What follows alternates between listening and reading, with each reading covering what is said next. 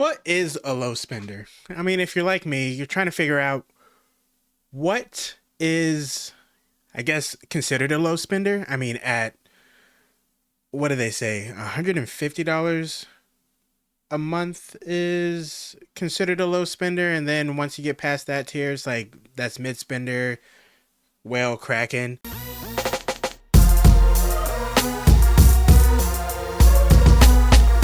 Basically, what I did on here is I was just trying to mess around and figure out how much what value would you be able to get out of $15 a month, basically equivalent to a WoW subscription, a World of Warcraft subscription. If you haven't played World of Warcraft before, or if you haven't heard it before, actually not even play, if you haven't heard it before, then I don't know what to tell you, but It's normal that we take big damage. There's someone standing in the raid.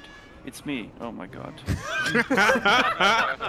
Why did it not show? Okay, Oh, it's that good was though. great. Chinese. Yeah. Show the Okay. fucking Chinese. Yeah, sorry, my bad. I wiped us. basically, we'll just get right into it. Let me go ahead and move this. So basically what I did is I broke it down in kind of a season 1, 2, 3, and 4. Basically the season 1 I have on here, the main focus. If you were doing $15 a month, this is what I would suggest.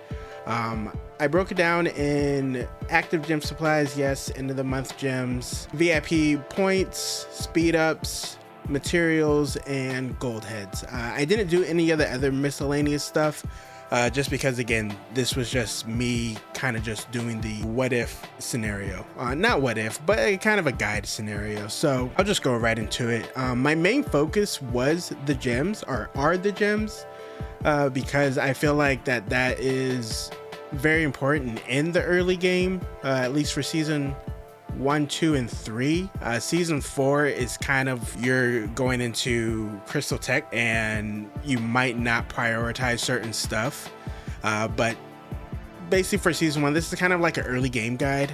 If you were to do the equivalent to a World of Warcraft subscription at $15 a month, this is basically what it would be.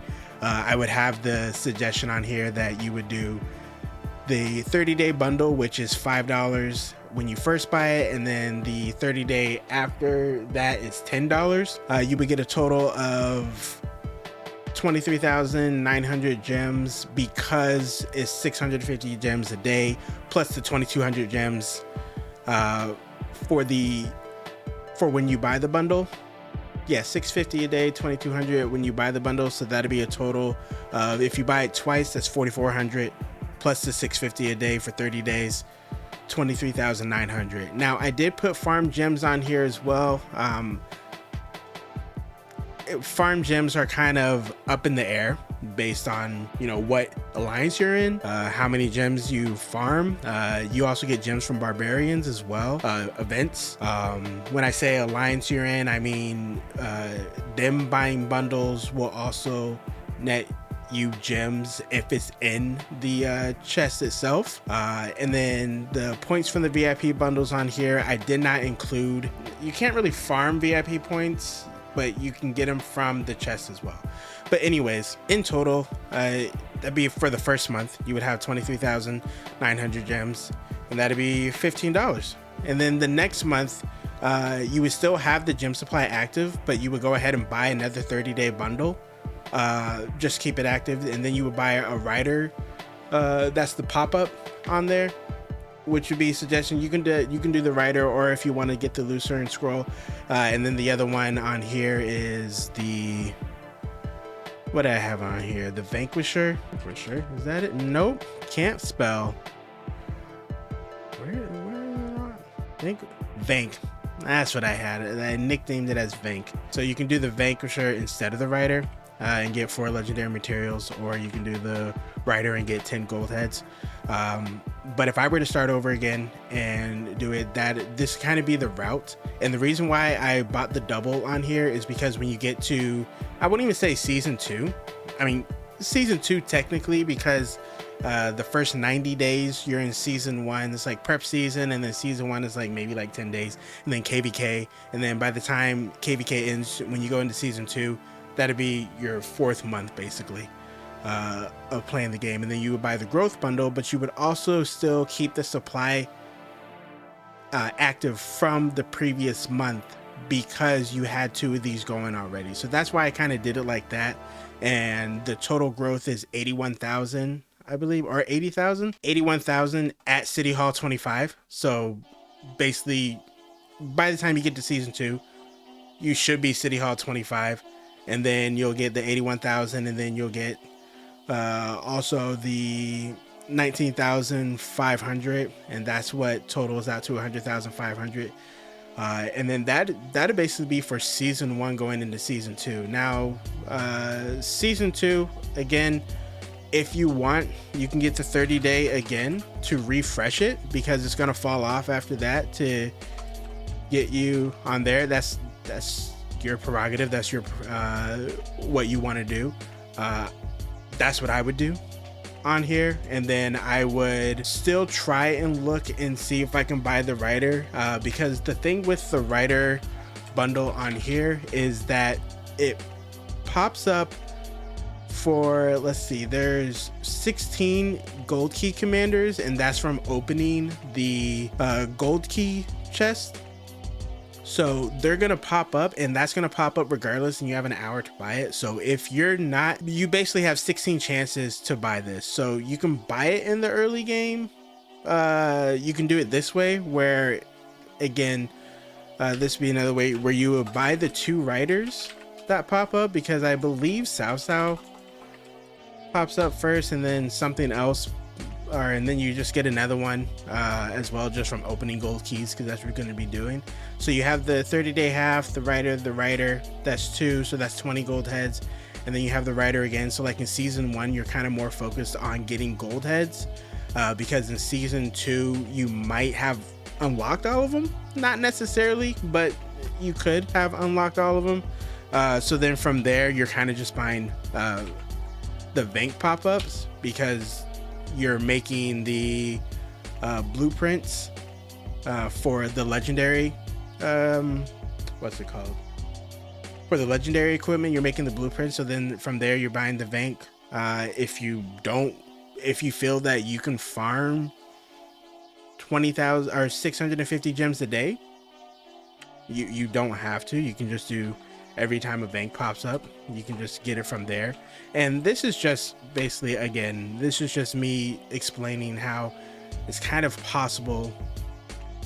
I say kind of because a lot of people don't feel that it is possible, but I believe that it's possible that you can do it for 15 a month and still be able to keep up with the rest. And when I say keep up with the rest, I mean like trying to stay in the top 3 alliances. And then from the farm gems, I mean, I can't remember how many gems you would necessarily on average a player would get per month in the first season. I'll say at least 50,000, maybe. That's probably pushing it, maybe somewhere towards the 20,000. We'll just say 50,000 for the sake of the video, because you can get double that when you get to Season of Conquest. So I can only imagine that from all the events, if you're playing consistently daily on there, then I can only imagine that you would get 50,000. But the reason why I am so focused on the gem aspect of the game, and not necessarily the materials, the gold heads, or the speed ups in general, the reason why I'm more focused on that is because in the early game, in my opinion, your main goal is trying to get to VIP 12 as quickly as possible, so you can at least get 2 gold heads per day. Actually, yeah, 2 gold heads per day, or at least VIP 10 as quickly as possible, so you can get 1 gold head per day. And that, 30 days of that's 30 free gold heads that you get just from logging in. VIP 12, 2 gold heads, and the VIP 14, 3 gold heads. With that on there, by the time you get to season 2, if you're just, again, worst case scenario, you're getting, 50,000 farm gems, the active, all that other stuff worst case scenario, you're at 372,200 gems. Now, if you're just actively putting it into VIP, by the time you get to season 2, you should be at VIP 12, because that's 350,000 VIP points. Now, what do I mean by that? It means that you're putting gems into VIP because the gem to VIP is a 1-to-1 ratio. So you're putting gems directly into VIP, nothing else really. Again, you're playing for $15 a month, so you're not really going to be focused on getting YSG, spinning the wheel, or anything like that. I mean, you can spin the wheel, but I think you can still spin it for like 400 a day, but you're not putting everything into each event that comes out. You can do the bare minimum on the events, like the egg event, I think is in season 1. You can do 10 spins just to get the blueprint. Hammer event, I wouldn't necessarily put everything or even buy any of it. They did change it up now where you can get free hammers from it, and then any other event I wouldn't really put gems into. My main focus would just to be to get VIP 12 if I'm budgeting at $15 a month. And I'm farming and I'm accumulating. We'll just say accumulating, because farm gems is going to be difficult if you're just farming straight gems. But if you're getting everything through there, if you're accumulating 50,000, then by season 2, you should be VIP 12, which in my opinion is a good place to be at. Because then from season 2, we'll say all the way to season 4, for 5 months, you will be able to then, if you're staying at this level for 4 months, if you're staying consistent with it, then you'll be able to get to VIP 14 by the time you hit Season of Conquest. Now, I have seen free-to-play players do that as well. The difference between, I guess, if you were to be like, okay, well, if it's 15, why even bother? Because you're still buying the Lucerne Scrolls, which gets you 6 gold heads and a lot of the it gives you VIP points, and it also gets you speed ups. I didn't put the speed ups on here because I don't know exactly what it is, but I do know, I think it varies, but I do know that the VIP points, you are getting 5,500, and the gold heads you're getting 6, and then the legendary materials, I don't think you're getting any materials. No, you're not. Maybe you might be getting materials, not legendary, but you might be getting materials as well. Again, I have to double check.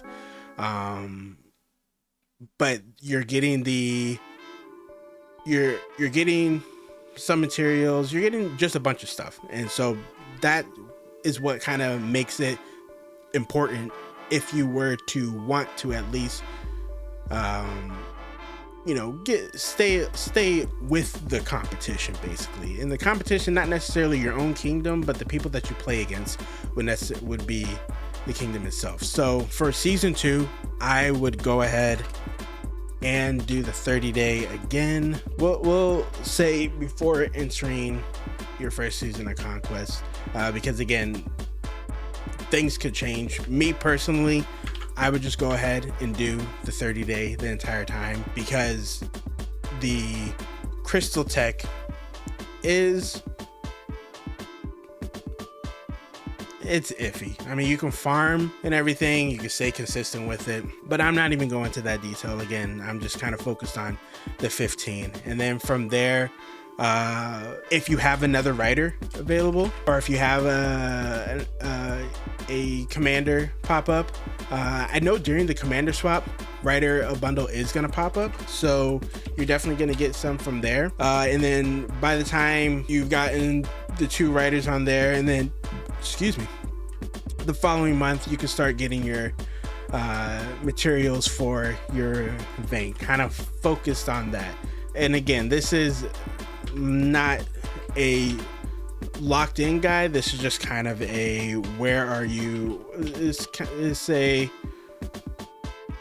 guide itself, and it depends on where you're at on your account and everything, but this is kind of how I would do it on there. And then again, if I'm staying consistent at 50,000 gems per month. Oops, forgot to put on here. This is staying active the entire time. So by the time and again, if I'm just putting it into VIP, I'm not saying you need to ignore every event that pops up. I'm just saying, as a free to play, well, not a free to play, as a low spender, which this would be considered a low spender, you would have, close to 1 million total gems that you have farmed, which means you have close to 1 million of VIP points. Again, if you're just putting straight into VIP, because I feel like getting VIP 14 is very important, because it'll sets you up for the next KVKs going into Season of Conquest, where you're now accumulating 3 gold heads per day. That's 90 gold heads per month for free, essentially, and not having to worry about, if you miss out on the Rider bundle itself. The Rider bundle, for $5 you get 10, but for 3 days of logging in you get 9, and you don't really have to do anything. And then kind of in that point, you're more just focused on certain marches, or your main march in general. If you usually at this rate you have one solid march, and then you're building up on the next march, and you're not really at this point, the Rider kind of becomes a luxury. Sorry.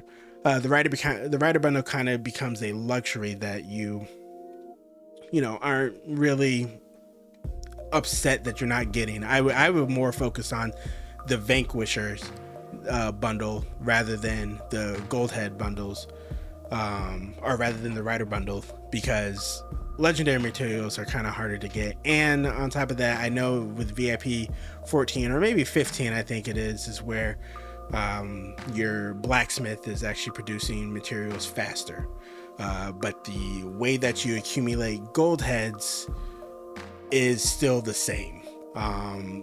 So I would choose the Vank. Once you get later into season, Vanks over Rider. I've completely forgot. We'll do the Lucerne. I think every season, Lucerne scroll. So maybe every 3. So you're still gonna get the gold heads, 6 gold heads, which isn't bad. And then you're going to get speed ups, and you're gonna get materials. Again, I just don't know what the total amount is. So that would be it for the $15 a month on what I would do as far as budgeting, what I would focus on. It would just be the 30-day gem supply, obviously growth when you get to that point. You can even push that off to later if you want. You don't have to follow this exact formula. And then the Rider bundle at the beginning, because of the gold heads that of the golden chest, and then the Vank towards the end, because you're now building up your you're now building up your equipment rather than building up your march, if that makes sense. So yeah, that's it.